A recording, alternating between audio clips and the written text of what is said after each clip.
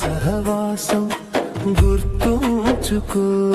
అది అపోస్తుల బోధ, ప్రభు రాత్రి భోజనం, పరిశుద్ధుల సహవాసం గుర్తుంచుకో.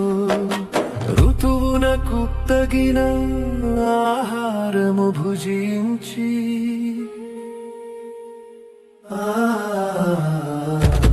ఋతువునకు తగిన ఆహారము భుజించి ఆత్మీయ బలముతో అనింగికి ఎగురు. ప్రార్థనే నీ ఆయుధమైతే సమస్తము సాధ్యమే. అసాధ్యమైన కార్యము ఏదైనా యేసుతో సాధ్యమే.